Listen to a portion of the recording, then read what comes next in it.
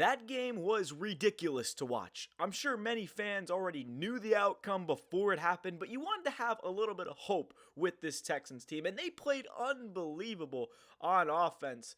It was a great game. They had more yards than the Chiefs, more pass yards, more rush downs, more first downs, and still lost the game.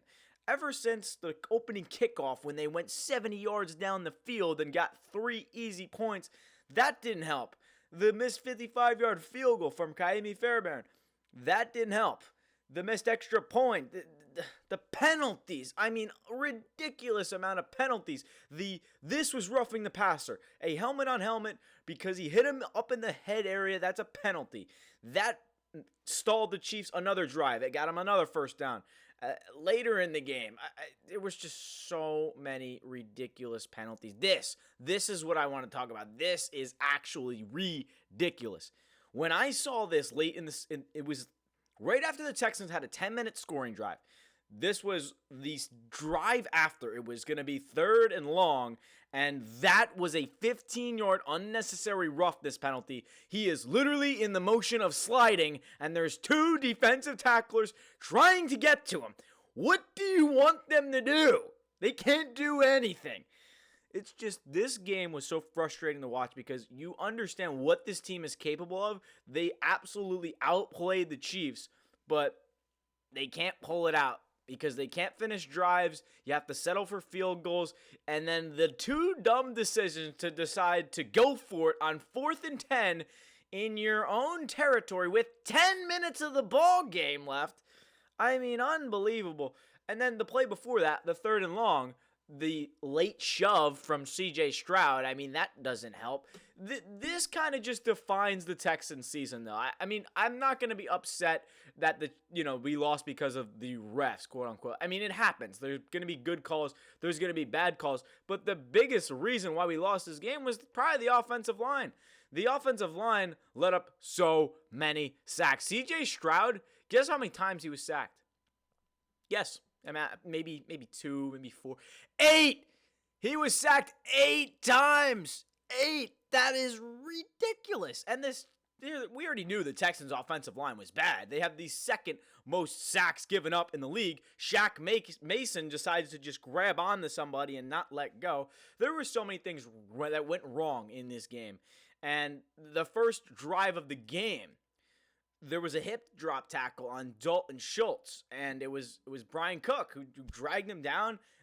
The NFL literally made a rule saying you can't do that, and they'll probably fine him a bunch of money, but they won't call it a penalty on the field. It was a pretty obvious hip drop tackle, but besides the point, the Texans lose 23-14. They had a late safety, so they really lost by 11, cut it to 9, whatever. This game is just the epitome of the Texans. Bobby Slowick called a solid game. Stroud stepped up big time, 245, no turnovers.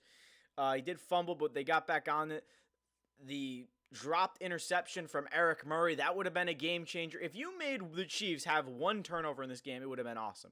You have Mahomes have 177 yards passing on 25 attempts, and the amount of penalties, you can't cover Travis Kelce to save your life. This is the graphic I had to pull up because I don't know if you can read it, but 337 total yards, 100 more than the Chiefs.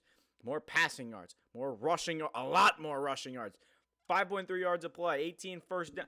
Every single category is better, you would think, right? The Texans would have won this game. But no, let's take a look at the penalties box. 8 penalties that accounted for 82 yards, while the Chiefs 4 penalties, 29 yards.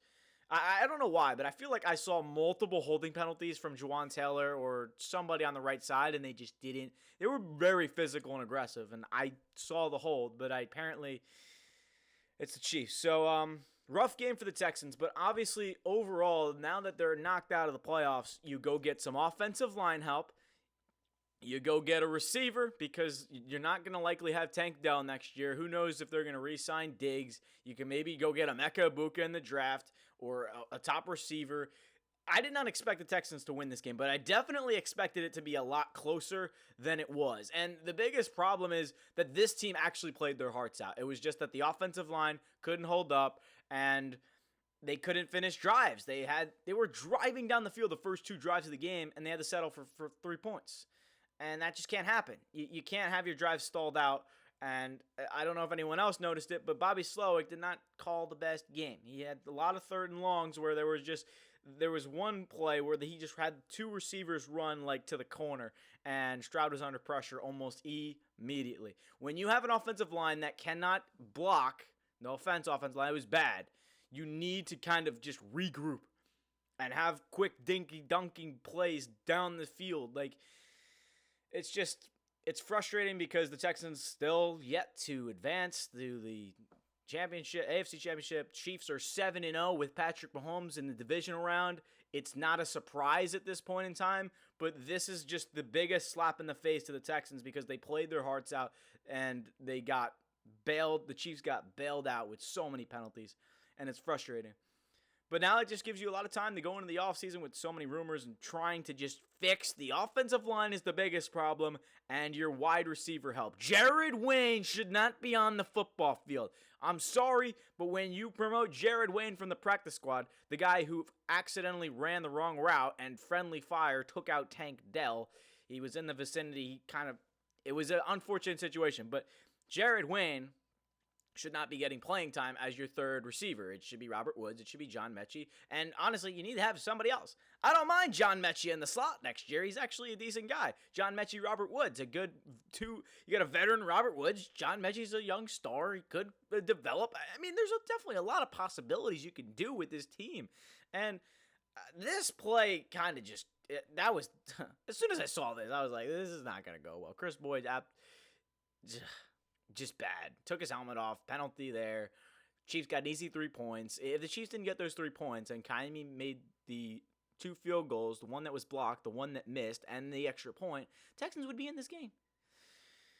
But it's a loss, and we go into the offseason now. Bobby Slowick can probably interview for a couple head coaching jobs. We'll see if he decides to stay or not, but that's all I got. And it's a tough recap because it's just so frustrating to watch this team sometimes, and they played really well. It's probably one of their best offensive performances all season. They just weren't able to finish drives, and that hurts the most.